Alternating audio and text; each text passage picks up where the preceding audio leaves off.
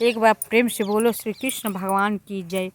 मैं रोज़ हर एक दिन एक एक अध्याय की कथा सुनाती रहूँगी ताकि आप सभी स्नान नहीं कर रहे हैं, पूजा पाठ नहीं कर रहे हैं, कम से कम कथा तो सुन लीजिएगा। आप अपने मोबाइल में बैठे बैठे सुन लेंगे, जैसे मर्जी वैसे सुन लेंगे तो कुछ न कुछ भगवान अवश्य देंगे, पूर्णतः अवश्य देंगे। भगवान का कीर्तन करने से, भजन कीर्तन करने से लाभ ही होता है अपने। तो हम दूसरा अध्याय आज पढ़ने जा रहे हैं, आप सुन लीजिए। श्री कृष्ण भगवान बोले, हे प्रिय, जब गुणवती ने राक्षस द्वारा अपने पिता और पति का मारना सुना तो दुखित हुई और दारुण करने लगी। हे स्वामी, हे पिता, आप मुझे छोड़कर कहाँ चले गए? मैं आपके बिना क्या करूं? अब मेरे भोजन वस्त्र का प्रबंध कौन करेगा? अब मैं किसकी शरण लूं? मैं विधवा हो गई हूँ।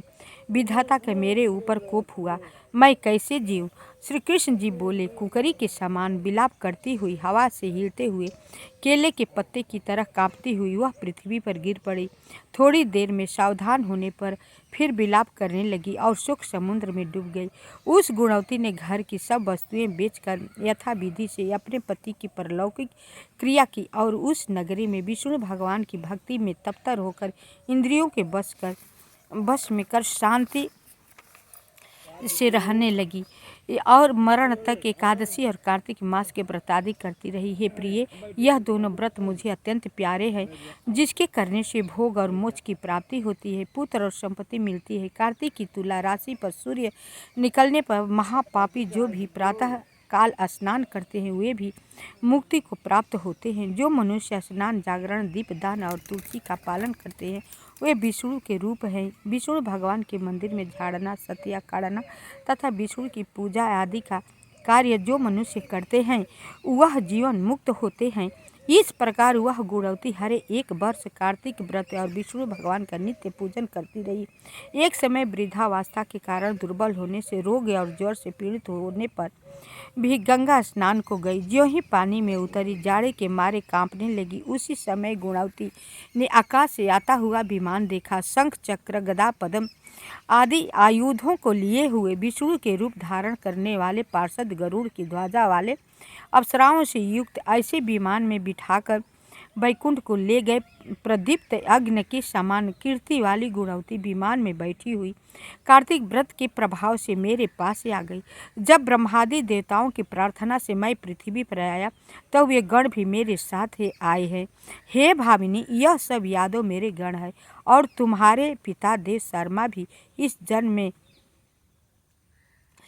जन्म में सत्राजित हुए और तुम्हारे पति चंद्र शर्मा इस जन्म में अक्रूर है। और हे देवी, तुम वही गुणवती हो जो कार्तिक के स्नान के प्रभाव से मेरे लिए अत्यंत प्रिय हो।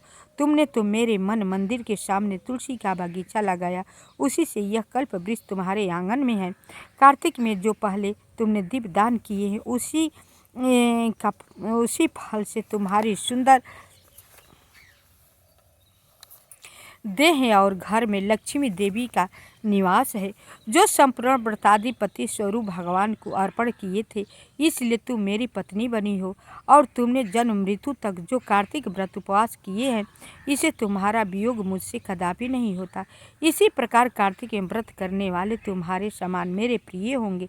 सूत जी बोले, सत्यभामा जी अपने पूर्व जन्म का सब हाल जानकर बहुत प्रसन्न हुई। एक बार प्रेम से बोलो श्री विष्णु भगवान की जय। आप सभी देखिए, हम परेशान होते हैं दुख से तो केवल सोचते हैं, भगवान को कोसते हैं, अपने आप को, अपने भाग्य को कोसते हैं। नहीं, हम कोसेंगे नहीं। जो हम करते हैं, जैसा किए हैं वैसा फल मुझे प्राप्त हो रहा है।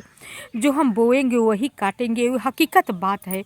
तो आप सब कुछ से हाथ जोड़ के विनती करके यही कहना चाहूँगी कि सभी अच्छा कार्य करें, सबका उपकार करें, बड़ों का कहना माने, भगवान का भोर में जा कर के कीर्तन भजन करें, क्योंकि जो होगा सो सबके लिए होगा। कुछ भजन कीर्तन करेंगे, ये सब काम करेंगे तो अपने लिए होगा, क्योंकि भगवान के यहाँ जाकर हमें बहुत कुछ जवाब देना है।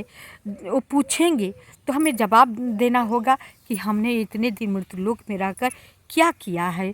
तो इसलिए हम सभी को ये शिक्षा देना चाहेंगे कि सब अपना कार्य करते हुए, नित्य क्रिया करते हुए थोड़ा भगवान के भजन कर लिया करें, ताकि भगवान के यहाँ आपको झुकना न पड़े। वहाँ पर झूठा नहीं बोला जा सकता। भगवान की कचहरी में न्याय होता है, अन्याय नहीं होता है। तो प्रणाम, मैं इतना ही आप सब भी जैसे समझ में आए करें, हम तो अच्छा ही कर रहे हैं।